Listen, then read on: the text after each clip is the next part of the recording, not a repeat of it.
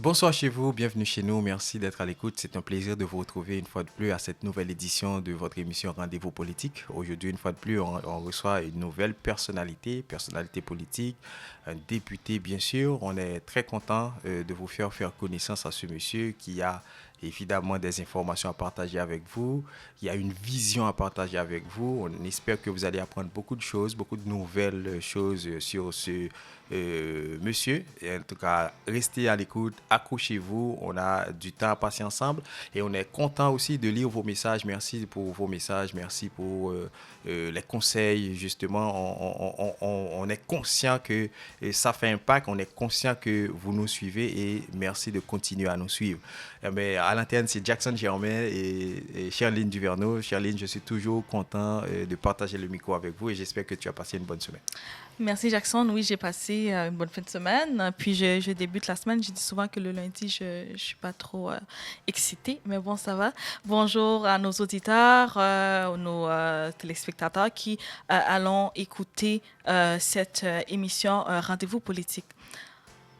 Effectivement, Jackson, aujourd'hui, l'entrevue d'aujourd'hui est consacrée à Frédéric Beauchemin, un homme du monde des finances qui a fait le saut en politique en joignant le rang des libéraux lors des dernières élections en 2022. 2 ans plus tard, M. Beauchemin annonce son désir de prendre le leadership du Parti libéral, un parti qui, dans l'opinion publique, est en agonie. Bonjour, M. Beauchemin. C'est un plaisir pour nous de vous recevoir ici, à l'est de Montréal, plus précisément dans la circonscription de Camille-Laurent. Bien, bonjour. Alors, Monsieur Beauchemin, on va parler de beaucoup de choses. On va voir beaucoup d'enjeux. Je sais que vous êtes candidat à la chefferie du Parti libéral, mais la question qu'on voudrait vous poser, vous êtes financier, un saut vers la politique. Qu'est-ce qui a motivé ce choix? Pourquoi vous avez décidé de vous initier en politique? Ben, fondamentalement, c'est parce que ce que je voyais dans ce qui se passait au gouvernement, quelque chose qui me dérangeait profondément. Actuellement, on a un gouvernement qui n'a aucune stratégie, aucune vision d'avenir vraiment là, pour le développement du Québec dans son ensemble. Et puis, malheureusement, ça fait en sorte qu'on perd du terrain en ce moment. Puis on perd du terrain contre l'international. C'est sûr que, tu sais, si on se regarde juste à l'intérieur, on se dit, bon, ben ça va. On attend plus dans les hôpitaux, il manque de professeurs, bon, OK, whatever. Mais la réalité, c'est que si on se compare contre, par exemple, les Américains, OK, ben on perd du terrain année après année. C'est un enjeu significatif parce qu'à long terme, ça va faire une chose, c'est qu'on ne pourra pas redistribuer ce qu'on n'a pas. Donc, on se doit de s'assurer de mettre l'économie sur les rails de l'avenir, une économie de propriétaires, une économie de propriété intellectuelle, une économie vraiment là, de collecte de données, de s'assurer que les entreprises sont modernes, puissent faire en sorte que notre 262 000 PME qu'on a au Québec puissent être partie prenante à l'échelle mondiale. Donc pour vous, le Québec n'est pas compétitif présentement? Actuellement, on ne l'est pas. Puis moi, je viens d'un monde des affaires, comme vous l'avez dit en entrée de jeu. J'ai passé plus de 32 ans à travailler dans une banque pour m'assurer d'une chose, c'était la réussite de mes clients. Mais je viens en politique avec les mêmes lentilles. Ce que je veux, moi, c'est m'assurer la réussite de tout le Québec dans l'ensemble de toutes nos régions économiques. On a 17 régions économiques dans le Québec. Pour moi, c'est important qu'elles ont tous une chance d'avancer.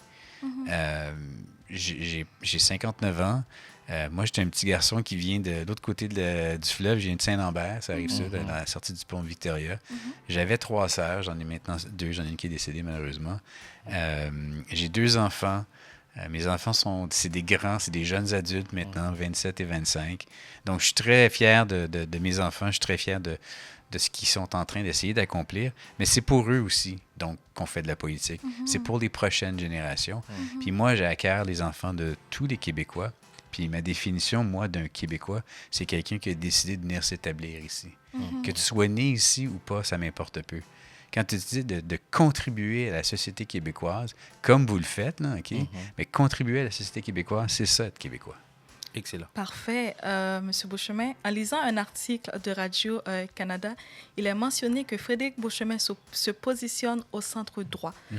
Pour reprendre une citation de votre part, il n'y a pas de lunch gratuit dans la vie. Pouvez-vous nous en dire plus par rapport à ça?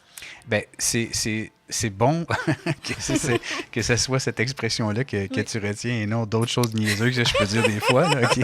Mais ça fait rire quand même. mais la réalité, c'est que c'est vrai. On peut pas penser que la façon qu'on gère le Québec actuellement, OK, on va être capable d'être encore présent dans 30 ans, dans 20 ans. On va l'être, là. Mais notre standard de vie, les services qu'on prend pour acquis aujourd'hui ne pourront pas être au rendez-vous.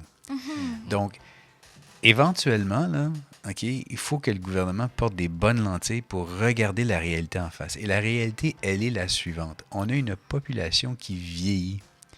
La courbe démographique n'est pas normale. À l'époque, là, au Moyen Âge, là, on avait des courbes démographiques comme ça. Beaucoup de jeunes en bas, puis en haut, c'était évidemment bon. Là, ben, on a encore évidemment du monde qui meurt à un certain âge rendu, mais il y a beaucoup de gens qui ont plus que 100 ans maintenant. Donc, l'espérance de vie, elle a augmenté, mais toute la gang de baby boomers sont en train d'arriver à l'âge où ils vont avoir besoin de services de santé. Donc, on a une courbe démographique qui ressemble plus à ça, un genre de ballon, où est-ce que la bulle de gens qui vont demander des services de la société augmente année après année. Donc, ça fait des années. Lire la démographie, c'est quelque chose d'universitaire 101. Là. Donc, lire la démographie, c'est de comprendre ce qui s'en vient. Le gouvernement, aujourd'hui, n'agit pas en fonction de ce qui s'en vient. N'agit pas en termes de qu'est-ce qu'on doit faire pour adapter notre économie, adapter nos services, adapter l'offre, faire qu'on puisse avoir d'autres revenus additionnels pour pouvoir prendre soin de cette bulle de gens qui arrivent à l'âge où est-ce qu'on va avoir besoin de plus en plus de services de santé. Donc, ça, c'est ça qui m'interpelle. Moi, c'est de façon commune, là, tout le monde, là, on est leadé par un gouvernement de gens qui n'ont aucune vision. On frappe un mur. Moi, je veux ramener ça. Puis c'est pas compliqué. C'est pas compliqué. Là. C'est, tu sais, comme ramener ça à la bonne direction. C'est juste de s'assurer qu'on puisse avoir de quoi à redistribuer. Pour ce faire, il faut qu'on ait des finances publiques qui soient en ordre. Il faut qu'on s'assure qu'on ait une économie qui ronronne aussi. Donc, une économie de propriétaires, de propriété intellectuelle. Parce qu'aujourd'hui, quand on regarde par exemple, le Standard & Poor's, le S&P 500 aux États-Unis, 95% des entreprises qui sont listées sur la bourse dans le S&P sont des entreprises qui, à l'intérieur de leur modèle d'affaires, ont de la propriété intellectuelle et ont du data, des données. Okay? En 1970, c'était 10%. Donc, on le voit bien, là, l'économie là, des meilleures capitalisations boursières s'en va dans cette direction-là. Mais le gouvernement ne s'adapte pas. On est encore en train de vouloir développer avec un modèle qui date des années 70, quand on avait du 10, 12, 15 % de taux de chômage. Mais pourquoi ils sont si réticents au final? Ils sont réticents parce que le politicien a le réflexe de vouloir couper des rubans, puis être devant le Kodak, puis de bien paraître, puis de gagner des votes, puis de rester au pouvoir. Mais là, on regarde comment François Legault gère le Québec. Il gère le Québec comme s'il gérait un magasin de bonbons. Il manque de la réglisse, si je vais mettre de la réglisse. Il manque des saucissons, je vais mettre des saucissons. Mais il n'y a pas de vision à long terme. Fait que c'est ça qui est important, de se rendre compte que l'économie mondiale, okay, ils ont que ce soit en Australie, que ce soit aux États-Unis, que ce soit même en Espagne, que ce soit ailleurs, il y a une distance qui est en train de se faire par rapport au Canada, par rapport au Québec, parce que les gens au gouvernement réalisent que la façon de s'assurer un avenir prospère pour son économie, c'est d'aider notre écosystème, donc d'aider nos petites entreprises, moyennes et petites entreprises, à être des entreprises du savoir, de propriété intellectuelle. Ça, c'est le levier pour nous amener là, dans l'économie de l'avenir. Fait que ça, c'est important qu'on puisse avoir cette mentalité-là de la part du gouvernement. Parce que le rôle du gouvernement, c'est pas de choisir qui va gagner. Le rôle du gouvernement, c'est de créer l'écosystème pour que tous puissent avoir une chance de gagner. Puis pas juste avoir une chance de gagner dans nos lentilles de juste regarder le Québec. Avoir une chance de gagner à l'échelle mondiale. Puis c'est ça qui se passe. Fait qu'il faut absolument qu'on vise cette direction-là. C'est ça. Donc, vous êtes en train de dire que la gestion de François Legault, c'est comme une gestion pompier, dans la mesure où il manque quelque chose. Je disais magasin de bonbons, mais pompier, c'est encore meilleur. C'est ça. C'est pompier, magasin de bonbons. Je pense que comme M. Beauchemin a dit, c'est vraiment la même chose. En parlant d'économie, on sait que ce n'est pas un secret polichinelle. L'économie québécoise est un peu malade. Si on prend la saga de Northvolt des dernières semaines ou des derniers mois, ça nous en dit long. Si vous étiez Premier ministre ou ministre de l'économie, M. Beauchemin, quelles seraient les 3 actions que vous mettriez en place pour un rééquilibre budgétaire? Pour un rééquilibre budgétaire, la saine gestion des finances publiques, là, il y a 2 côtés à ça. Okay? Il y a le côté des dépenses, puis il y a le côté des revenus. Okay? Puis je vais parler des revenus tantôt. Mais pour les dépenses, toute dépense du gouvernement devrait avoir un examen régulier et de façon récurrente pour s'assurer que la dépense, elle est pertinente, qu'elle est appropriée, qu'elle est bien faite, qu'elle est faite de façon optimale pour que chaque dollar soit dépensé le plus efficacement possible. Écoutez, ce gouvernement-là a attendu d'avoir un déficit record de 11 milliards de dollars que pour finalement annoncer « Ah, ben là, maintenant, on va commencer à regarder comment on gère nos dépenses. » Avant, là, c'était barre ouvert. Là. Ils dépensaient là, depuis 2018 sans arrêt, à tous les jours, un nouveau programme pour ci, un nouveau programme pour ça, sans même regarder la pertinence, sans même se rendre compte « Ah, on dédouble un programme qui existe déjà », sans même penser que l'argent était bien dépensé ou pas. Écoutez, ils ont quand même augmenté les dépenses de 60 là, depuis 2018. La population du Québec n'a pas augmenté de 60 depuis 2018. Là. Fait qu'on dépense là, comme des marins en cavale. Donc ça, c'est une chose. S'assurer qu'au minimum, ce qu'on fait dans nos dépenses, on le fait de façon optimale, bien gérée, comme une famille fait pour son budget. S'assurer qu'on dépense de façon intelligente notre argent. Ça, c'est une chose. Oui. L'autre côté, c'est les revenus. Les revenus de l'économie. Donc, parce que le gouvernement a des impôts, a des taxes, etc., c'est corrélé avec, évidemment, l'activité économique. Donc, d'avoir l'économie au rendez-vous, c'est là que je reviens à ce que je disais tantôt, d'avoir l'économie au rendez-vous, ça, c'est la deuxième bonne étape, s'assurer qu'on soit enligné, justement, pour avoir une augmentation des revenus. Parce que le net des deux, c'est ça qui fait qu'on a un surplus ou un déficit. On gère bien nos dépenses, puis on essaie d'augmenter nos revenus. Donc, avoir une économie du savoir, une économie de propriétaire, de propriété intellectuelle, de s'assurer qu'on développe chaque région du Québec à son plein potentiel. Parce que c'est important de penser à ça aussi. On est aujourd'hui dans une situation au Québec où est-ce qu'on a un énorme potentiel, que ce soit en Abitibi ou en Gaspésie, au Saguenay, peu importe. On a un énorme potentiel pour attirer un paquet de monde pour aller s'installer là-bas. Là. Puis, on n'est juste pas en train de l'utiliser à son plein potentiel, à son maximum. Ça nous retient. Le Québec, c'est comme un train qui tire 17 wagons. On a 17 régions économiques. S'il y a un wagon qui n'avance pas, le train n'avance pas. C'est important là, qu'on puisse justement s'assurer du plein développement de toutes les régions du Québec. Fait que donc, examen des dépenses, optimisation de la vision économique, s'assurer qu'on a un développement économique qui est au rendez-vous, parce que l'objectif final, c'est de s'assurer d'une chose, qu'on puisse avoir les moyens de nos ambitions, qu'on puisse être capable de redistribuer, qu'on puisse avoir les services de l'État qui sont au rendez-vous, qu'on puisse améliorer le bien-être des Québécois, parce qu'aujourd'hui, malheureusement, force est de constater qu'on paye plus cher et on a moins de services. Donc, on en a beaucoup moins pour notre argent. Puis on le voit, une statistique qui parle fort. Là. 2018, le nombre d'heures d'attente dans les urgences au Québec, c'était 13 heures. C'est rendu 17 heures. Oh, okay. Ça augmente. Donc, ça a augmenté sous la CAQ. Là. Excellent. Allez, Céline. Oui, mais en fait, moi, j'allais poser une question toujours. Je vais toujours rester dans l'économie. Monsieur Beauchemin, on parle de rééquilibre budgétaire, on parle de développement économique.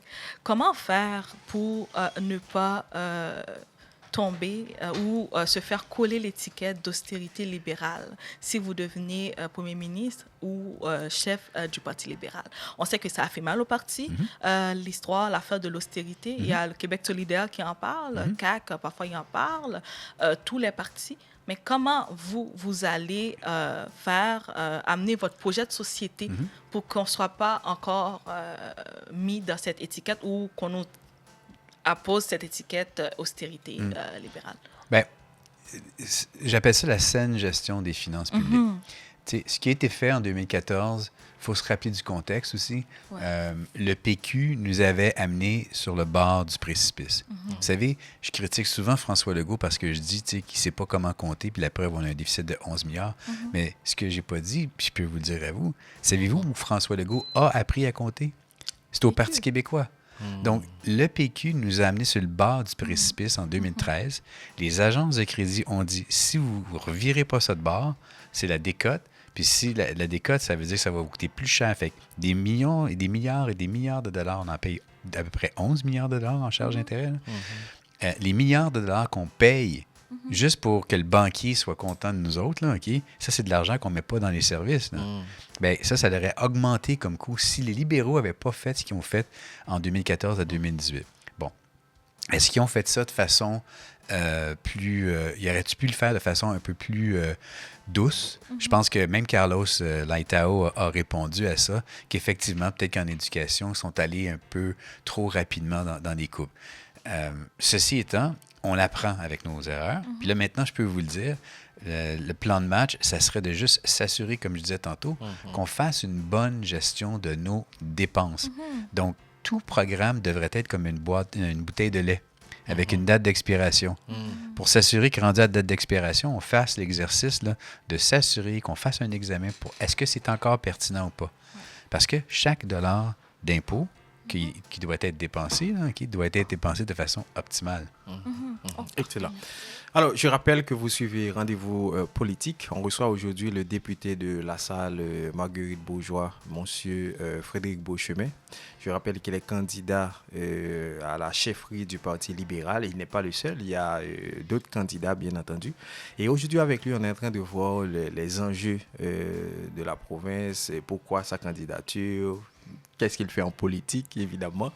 Et c'est important parce que le Parti libéral, comme Chéline l'a dit, c'est un parti quand même qui est à l'agonie, comme on dit. Et c'est ça qu'on va voir. Est-ce que, M. Beauchemin, vous avez la baguette magique pour redresser la barre? Parce que depuis l'ère Couillard, on a tendance à croire qu'il y a une chute libre du Parti libéral qui perd des circonscriptions après circonscription. Est-ce que vous avez la bonne formule pour faire remonter la pente au Parti libéral? Premièrement, il n'y a pas de magie. Ça, c'est vraiment du travail de terrain. Vous savez, le Parti libéral du Québec est le parti qui a créé le Québec moderne. Jean Lesage, dans les années 60, on parle ici de l'assurance maladie, on parle du développement économique avec Hydro-Québec, on parle des gros pans de notre société, qu'aujourd'hui, là, on est encore en train de vivre sur le dividende de ça. C'est important de se rappeler que c'est quand même toute la logique. Même le dernier barrage d'Hydro-Québec, c'était sous Jean Charest, l'initiative. Même le REM ici à Montréal, c'est sous Philippe Couillard qui a été initié. Donc, il n'y a rien de nouveau de la part de la CAQ actuellement. Ils font juste remâcher ce qui a déjà été fait par nous. Donc, oui, OK, il y a une difficulté pour reconnaître la valeur ajoutée du Parti libéral, mais la seule façon de faire, c'est de se promener dans chacune des régions, serrer la main, une personne à la fois, rencontrer les intervenants, rencontrer les chambres de commerce, rencontrer les maires et mairesses à travers tout le Québec, se promener sur le terrain, être en Abitibi, être au Saguenay, être en Gaspésie. Comme j'ai fait, moi, ça fait 2 ans que je me promène à travers toutes les régions du Québec. Mon seul et unique objectif, c'est de voir le développement économique dans les régions, voir comment ça va. Puis là, avec le temps, c'est devenu, bien là, il faut vraiment qu'on rebâtisse nos associations libérales, il faut remettre le Parti libéral sur les rails, d'être une machine électorale en refondant toutes nos associations à travers le Québec au grand complet, que ce soit au niveau du membership ou du financement local, sortir le Parti libéral de sa zone de confort de Montréal, s'assurer que mes collègues et mes amis du parti soient sur le terrain. Sortir de Montréal, ça veut dire aller se promener en région, aller justement en Abitibi, aller justement en Gaspésie, aller justement à Rimouski, cogner aux portes, rencontrer les gens, passer du temps à la télévision locale là-bas, parler aux journalistes, passer le message. Ça, c'est important. Puis la chose, le dénominateur commun dans tout ça, quand je me promène, ce que les gens me disent, ils veulent que le Québec fonctionne, ils veulent que le Québec avance. Ils n'aiment pas la direction dans laquelle le Québec va actuellement. Donc, ce qu'on doit faire, c'est d'avoir une vision de développement économique de l'avenir. Puis ça, bien, ça ne se fait pas sur un 10 cents. Ça prend quand même un peu de temps avant de se rendre à être capable de le mettre en place. Mais je vous le dis, mettre les conditions gagnantes, là, faire en fait que l'écosystème fonctionne au lieu de juste choisir un gagnant comme choisir Nordvolt, par exemple, OK? Qui, by the way, c'est peut-être pas le meilleur gagnant de la gang. Là. Ça fait en sorte que le Québec de l'avenir va être au rendez-vous pour les prochaines générations. Merci, M. Beauchemin. En fait, toujours dans la course à la chefferie, j'ai remarqué que plusieurs journaux ont rapporté que cette course sera un défi pour vous. Que diriez-vous aux Québécoises qui vont suivre, aux Québécoises et aux Québécois, bien sûr, qui vont suivre cette course à la lettre jusqu'en juin 2025, sachant que, justement, le Parti libéral, il faut regrouper les anciens et les nouveaux libéraux qui ont laissé le bateau, surtout lors des dernières élections. Alors, qu'aimeriez-vous dire aux Québécoises et aux Québécois qui vont écouter cette émission? Bien, je pense que ce qui est important de se rendre compte d'une chose, OK, c'est que, premièrement, sous ma gouverne, moi, ce que je veux, c'est agrandir la tente pour s'assurer qu'on ait le plus de monde possible qui reviennent au bercail. Donc, des libéraux qui, dans le temps, OK, ce qu'ils voulaient, eux autres, c'est un développement économique comme priorité. C'est pas le message qu'on entendait dans les dernières versions là, du parti. Donc, c'est important qu'on s'assure qu'on soit avec cette mentalité-là pour le rendez-vous, pour s'assurer que, justement, les Québécois qui ont été stationnés leur vote à la CAQ reviennent au bercail. Puis quand on parle de la CAQ, moi, que je considère comme étant un stationnement, c'est parce qu'avec la CAQ, rien n'avance. Donc, c'est important de se rendre compte de ça. Mais vous savez, en bout de piste, là, OK, ce n'est pas un concours de popularité.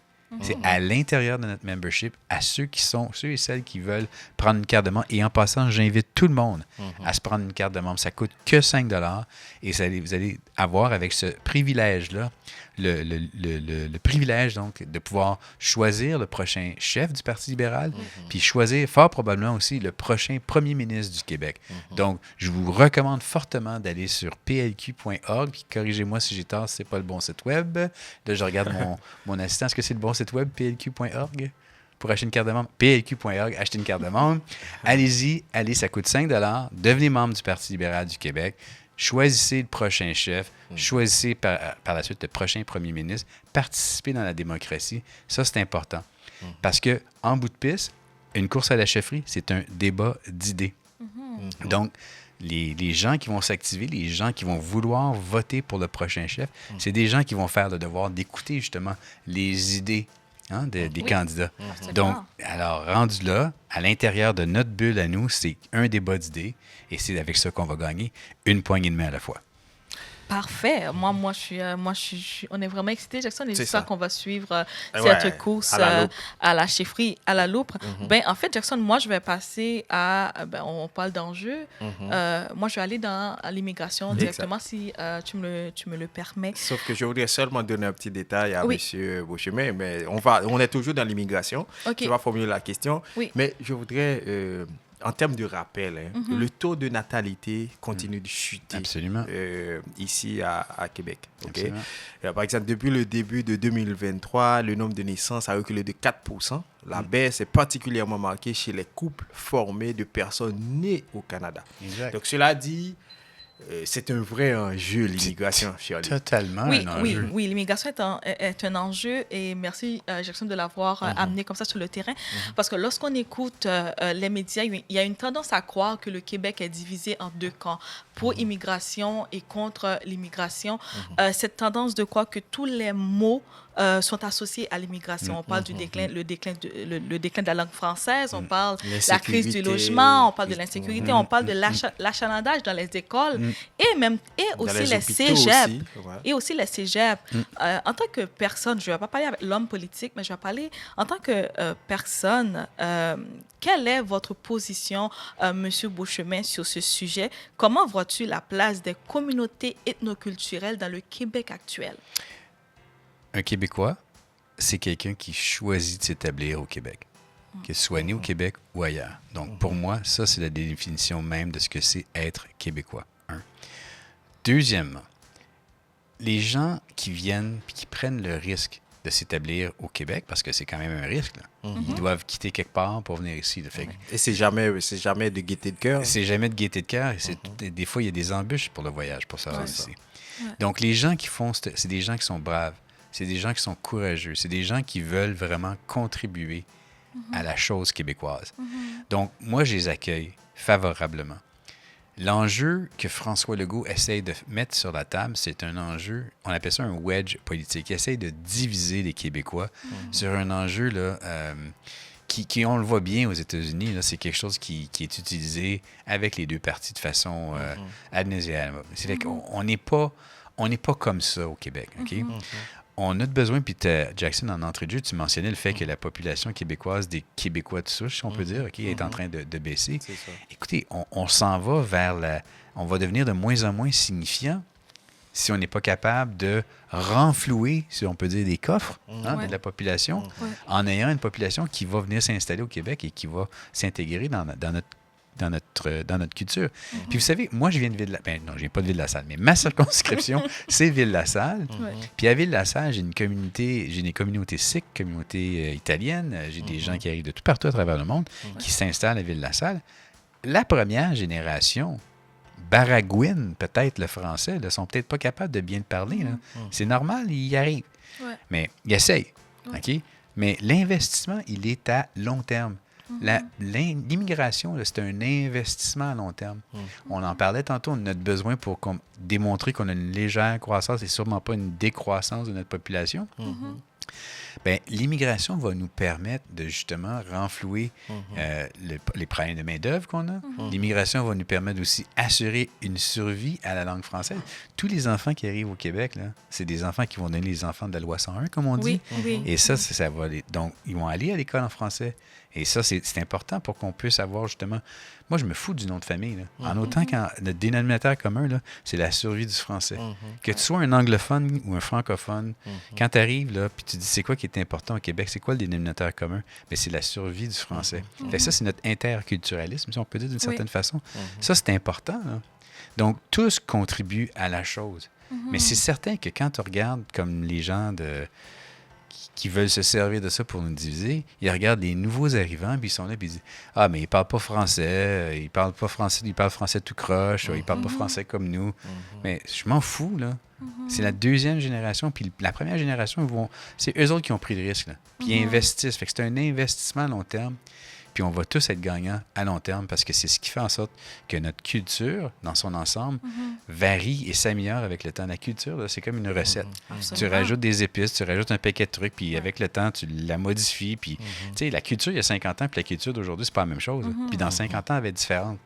Donc, tu sais, c'est ça. C'est comme ça, c'est la beauté de notre dénominateur commun qui est la survie du français en Amérique du Nord. Excellent. Alors, le temps court sérieusement, mais écoute, on va passer à travers les enjeux rapidement. Allons-y. Exact. Autre enjeu, la crise du logement. Ouais. C'est dans toutes les bouches, on parle partout de la crise du logement. Bon, on a tendance à mettre ça sur le dos de l'immigration, mais c'est quoi votre point C'est pas que sur le dos de l'immigration. C'est sûr que, tu sais, si on arrive, on a plus 600 000 personnes qui arrivent du jour au lendemain à Montréal, on va manquer de logement. C'est juste naturel. Tu sais, fait que, il y a... La première chose qui est arrivée, c'est qu'il y a une perte du contrôle de l'immigration. Bon, ceci étant dit, pour ce qui est de la crise du logement, ce que ça nous prend, bien, ça nous prend des incitatifs fiscaux qui vont faire en sorte que les entrepreneurs vont vouloir se lancer dans des projets de nouveaux bâtiments. Ça prend une réglementation dans tous les secteurs, dans toutes les régions au niveau municipal, qui favorise le développement de construction, de sortir de terre des constructions nouvelles. Donc ça, c'est ultra important. Puis vous savez, on en parlait tantôt de l'immigration, mais l'immigration, on peut aussi la réorienter en fonction de nos besoins. On a besoin de bras là, pour construire des bâtiments. C'est ça. Ben, peut-être qu'on pourrait regarder dans le CV du monde, et toi, là, tu sais comment manipuler tel genre d'équipement, on aurait besoin de toi ici au Québec. Fait que, tu sais, c'est ces trois vecteurs-là. Donc, le gouvernement, encore une fois, c'est pas de choisir qui va gagner, c'est de s'assurer de créer les conditions gagnantes pour que tous puissent gagner. Bien, dans la situation de la crise du logement, on a besoin de plus de bâtiments. Pour avoir plus de bâtiments, ça nous prend des incitatifs pour stimuler les entrepreneurs à prendre le risque de bâtir.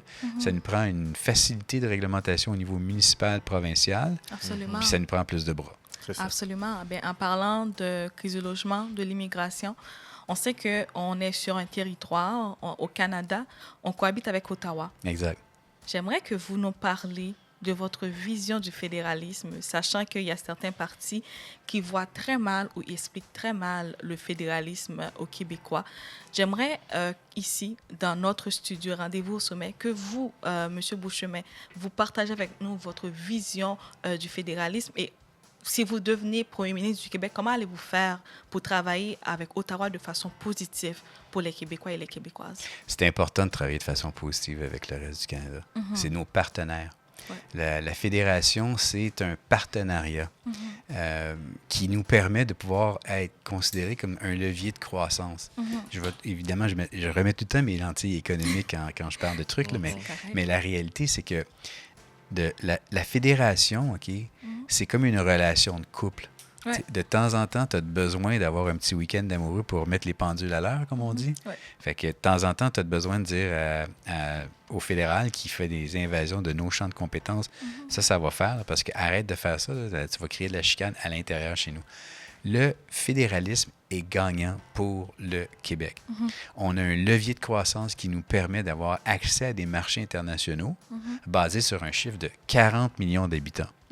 Ceux qui vivent avec le rêve de détruire le Canada, ceux qui vivent avec l'idée de vouloir séparer le Québec du reste du Canada, que ce soit les péquistes souverainistes à l'intérieur de la CAQ, que ce soit les péquistes, que ce soit les gens de Québec solidaire, ils ont tout un objectif en tête, c'est de détruire la relation qu'on a, de détruire le levier qu'on a.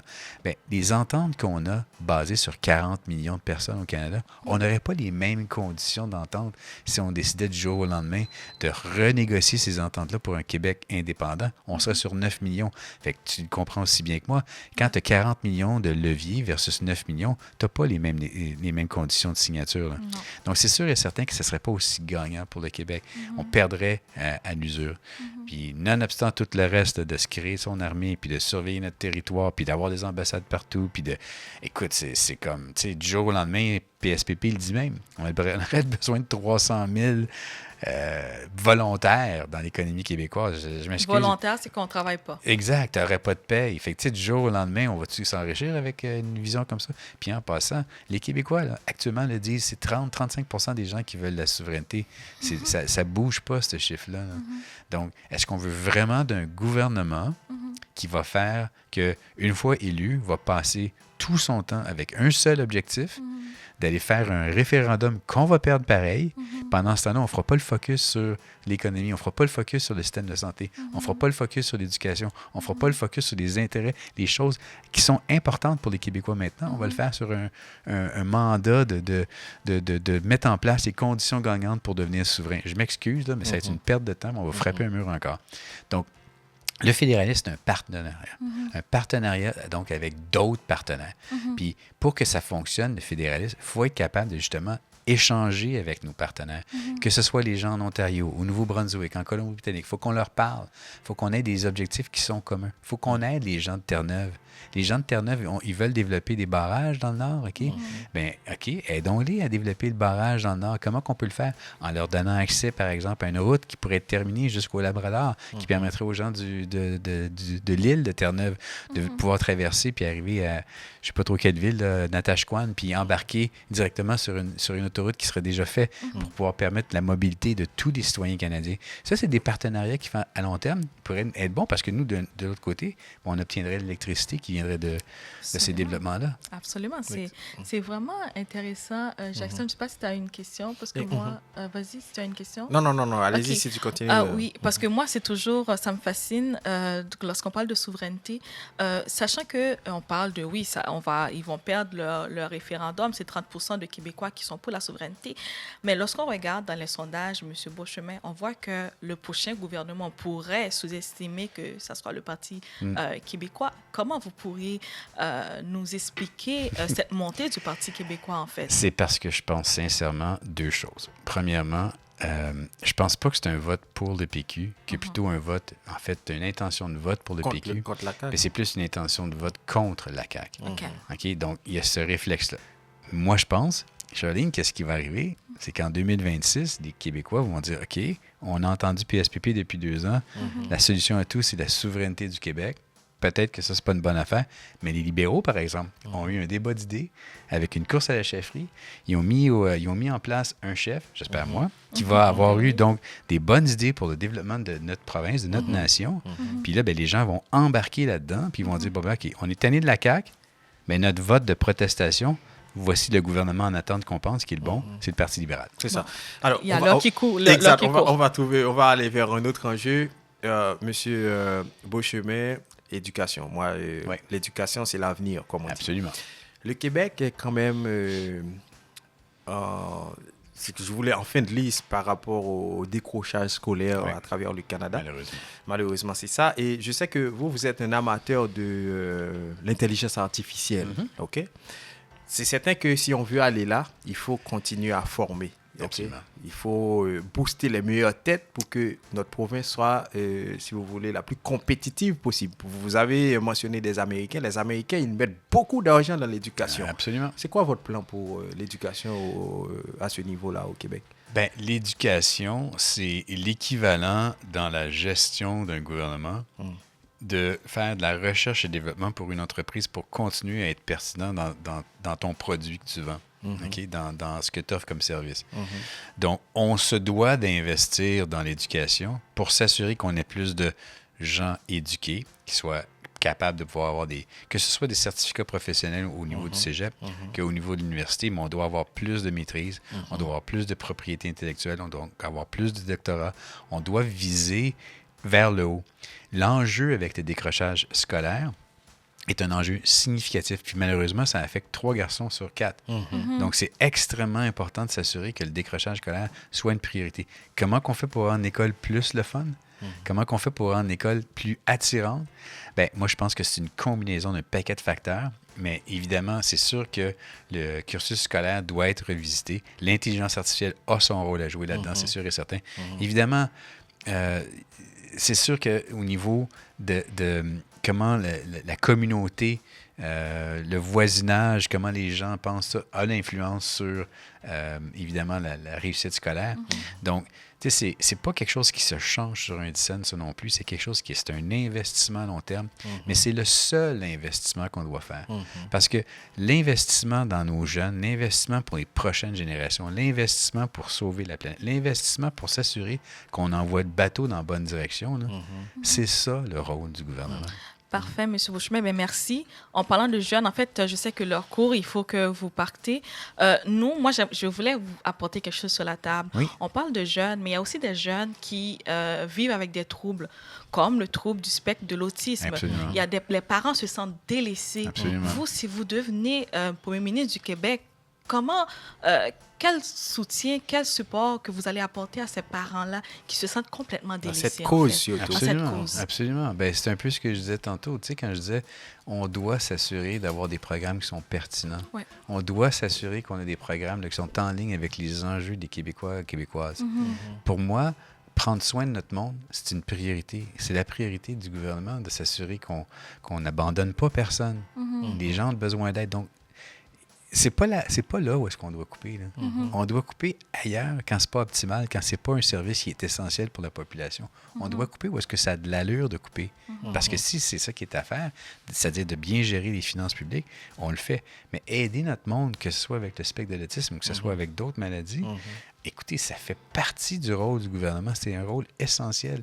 Donc, oui, on doit être là pour s'assurer qu'on prenne soin de ça. Mais comme je dis, la contrepartie de ça, c'est de faire croître l'économie pour qu'on puisse avoir... Parce qu'on ne peut pas redistribuer si ce on qu'on n'en n'a a pas. Absolument, Jackson, mais ça m'est fait ça. à l'entrevue. Exact, ça m'est fait, mais regarde, M. Beauchemin, je peux ne pas vous poser cette question. Il y a le bateau CAQ, il y a plein de gens qui sautent dans l'eau, qui laissent le bateau. Exact. OK, peut-être que vous allez formuler vos derniers mots comme ça, parce que vous allez avoir au moins 1 minute pour vous adresser au public, à ceux qui, évidemment, aux sympathisants du Parti libéral. Mais ça vous dit quoi? Est-ce que c'est une opportunité, le fait qu'il y a des gens qui laissent la CAQ, il y a des gens qui démissionnent par-ci et par-là? Ça vous dit quoi? Bien, écoutez, À ce que je sache actuellement, là, ceux qui quittent la CAQ, c'est ceux qui considèrent que ce gouvernement-là ne fait pas une saine gestion de notre économie. Que ce soit Pierre Fitzgibbon ou que ce soit Yuri Chassin et les autres là, qui vont quitter dans pas longtemps. Je ne vais pas faire de Le bateau prend l'eau. Le bateau prend l'eau, c'est sûr. Mais la réalité, c'est que ce gouvernement-là ne prend pas les bonnes décisions. Donc, c'est ça qui va arriver. On va continuer à voir ça. Puis regardez ce qui se passe aussi à Ottawa. C'est la même chose. L'équipe de Justin ne prend pas la bonne décision. Fait que les gens qui quittent le fédéral, ben c'est des gens qui malheureusement, ont apporté la responsabilité aussi en partie de ce gouvernement-là. Ils n'ont pas été capables de faire gagner le gouvernement. Ils n'ont pas été capables de faire avancer dans les bonnes idées ce gouvernement-là. La CAQ, c'est la même chose. C'est ça. Voilà. Alors, je pense que c'est la fin. Monsieur Beauchemin, une fois de plus, merci d'avoir répondu à notre invitation. Ça avec a été un plaisir. Oui, ça a été un plaisir pour nous de vous avoir avec nous. On vous souhaite bonne chance. Merci beaucoup. Oui, puis bonne si je chance, peux juste Fred. faire un dernier mot, Excellent. je veux juste réitérer, c'est important de vouloir participer dans la démocratie. Pour ce faire, je vous demande de vous acheter une carte de membre pour le Parti libéral du Québec, plq.org. Ça va vous coûter 5 $. Vous allez avoir le choix et le privilège de pouvoir choisir le prochain chef du Parti libéral. Puis je pense que j'aimerais avoir votre vote, là, c'est sûr et certain. Puis c'est le prochain premier ministre du Québec. Donc, c'est une vision d'avenir. C'est pour vos enfants, c'est pour les enfants de tout le monde. C'est pour nous autres maintenant, pour s'assurer qu'on se regarde dans 20 ans. Là, puis on dit, OK, il y a eu un moment crucial qui s'est passé en 2026, en 2025-2026. On a fait un shift. Puis maintenant, notre économie est au rendez-vous. On va avoir un bel héritage à donner à nos enfants. C'est ça qui compte. Merci, M. Beauchemin.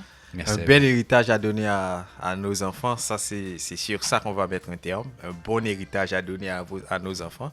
Parce que comme on dit, les enfants, Charline, c'est l'avenir. Et si on n'investit pas dans les enfants, on va payer ça quand on sera à notre pente descendante, bien entendu. Exact. Oui. Alors, merci Jackson. Merci oui, on va vous. mettre fin. On dit merci à nos auditeurs. Puis j'espère que vous allez découvrir M. Beauchemin à travers de notre podcast Rendez-vous politique. On vous dit bye bye. Et puis je salue Brice Lee, notre réalisateur, producteur, et puis pourquoi pas William qui vous a accompagné aujourd'hui. Merci à vous tous. Donc voilà, merci à tous et à toutes. On vous donne rendez-vous semaine prochaine pour une autre émission similaire.